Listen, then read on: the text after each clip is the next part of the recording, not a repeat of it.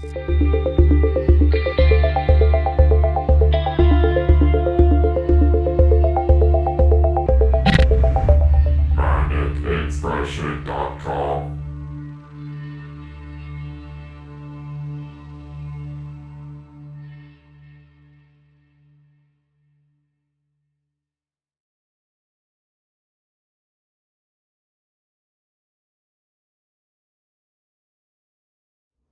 In this time of quarantine, I have been going back and replaying some of my favorite games on the PS3 and PS4, and I've worked my way back around to the Arkham games.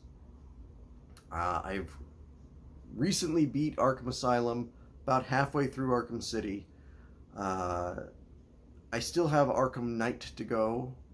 Arkham Origin maybe after Arkham Knight, but never completed Arkham Knight, so I'm looking forward to that. But hearing Kevin Conroy and Mark Hamill's voice so frequently lately, it made me want to revisit one of my favorite shows of all time, Batman, the animated series. This is, of course, the complete Batman set with all 4 seasons to it.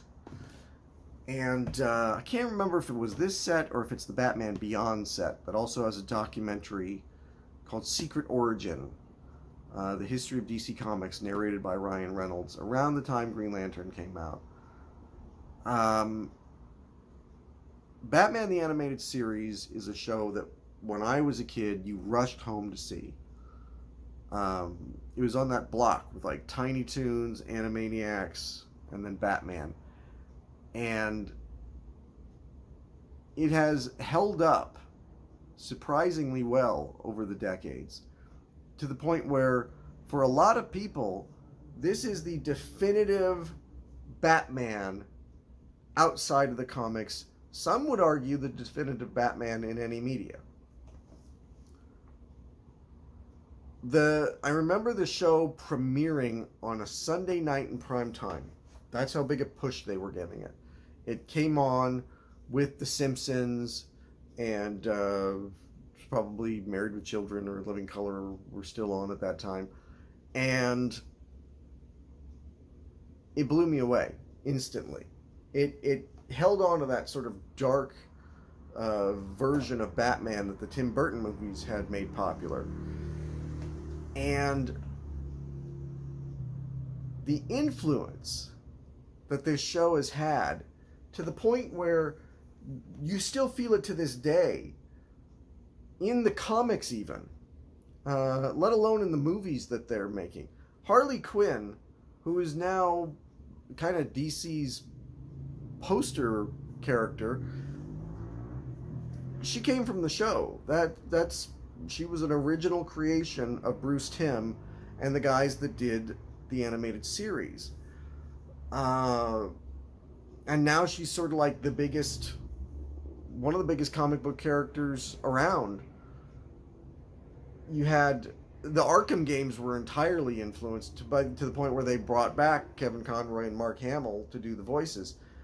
The character of Mr. Freeze, who nobody gave a shit about prior to the animated show, they restructured his backstory and turned him into one of the most compelling Batman villains, to the point where even a few years later, when they did Batman and Robin, they wholesale ripped off Mr. Freeze's origin from the animated show. Granted, they fucked it up in every other way, but one of these days we'll get they'll bring Mr. Freeze back into a Batman movie and they'll do him right. This is one of those shows that I can pop in any disc at random, and there'll be episodes that I want to watch.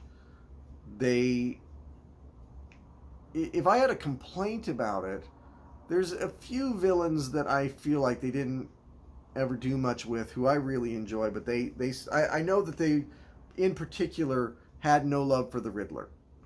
The Riddler has always been one of my favorite Batman villains, who gets no love at all. You know, Jim Carrey's performance in Batman Forever, to me, is one of the only good things about that movie.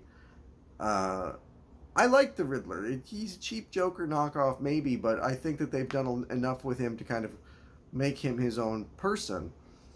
And I wish that they had done more. I think that there's only 2 episodes in the entire series that have the Riddler as the villain, and then he kind of will pop up here and there in the background of other episodes.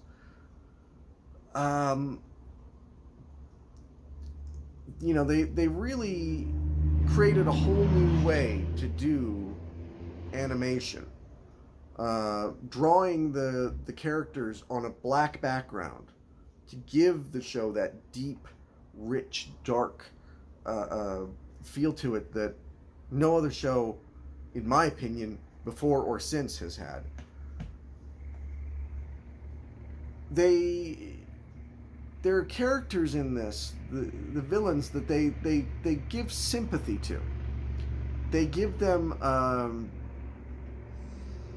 backstories that are, Mr. Freeze is the one that everybody, I think, goes to, but the Mad Hatter, Clayface, Harley Quinn in particular too, they give them these rich backstories where you feel bad for them.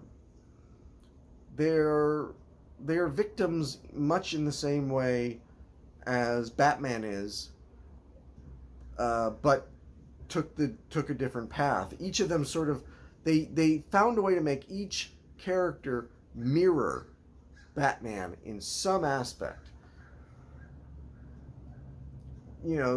Characters that I didn't even know existed in the comic books, who now I love. The ventriloquist, for instance,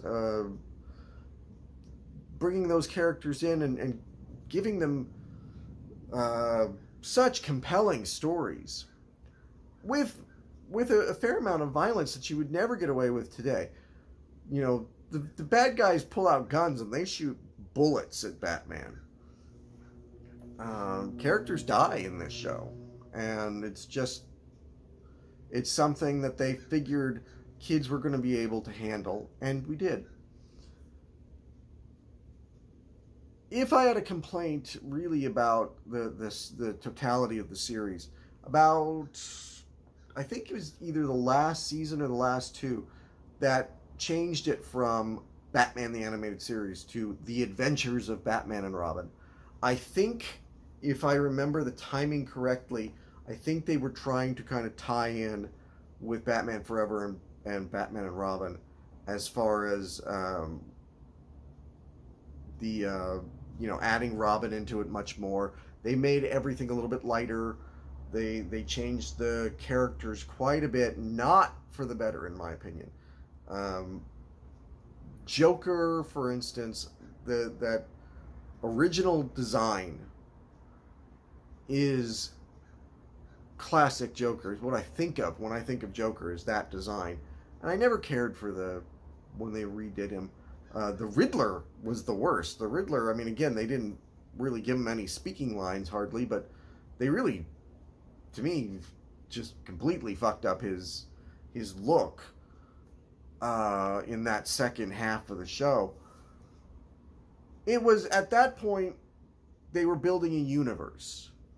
You could argue that, in a not in a cinematic way, but in a television way, that they were building this shared universe, because then they brought in, they had Superman the Animated Series, then Justice League Unlimited, Batman Beyond was in there too, and all these shows that connect. And I have them all because I love that just Bruce Timm universe. And the movies, the Mask of the Phantasm. That would be another complaint I think I would have just about this set, is not including the films. Mask of the Phantasm, Mystery of the Batwoman, and Sub-Zero. They don't include those, which to me is a missed opportunity. If you're going to do it right. Throw those movies in. You could fit them all on like 1 or 2 discs. 3 discs if you really wanted to do it right. And you make the set a little bit bigger, but you charge a little bit more. and I think anybody would have been happy to do it. But you could buy those movies separately, so it's not really a huge complaint. And as for the quality of the show itself, it's a 5 out of 5. Batman the Animated Series is up there as far as cartoons as one of the classics, one of the great classics of all time. Not just the 90s, not just the superhero genre, all time. The quality, the acting, the design, the storytelling. There's some duds in there, but you can say that of any show that goes long enough. Batman the Animated Series, 5 out of 5. Hopefully they get this on HBO Max at some point. They're building their DC library in HBO Max. They don't have any of the Bruce Timm shows. I hope that they decide to change that at some point, because this is a show that I hope becomes available to more people so that they can revisit it or discover it for the first time. It is well worth seeking out.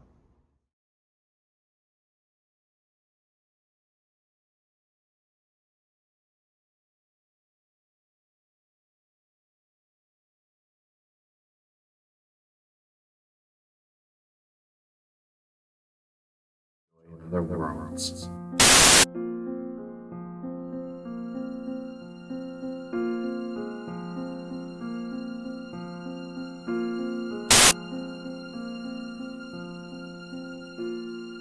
Sort of gave myself the challenge of, okay,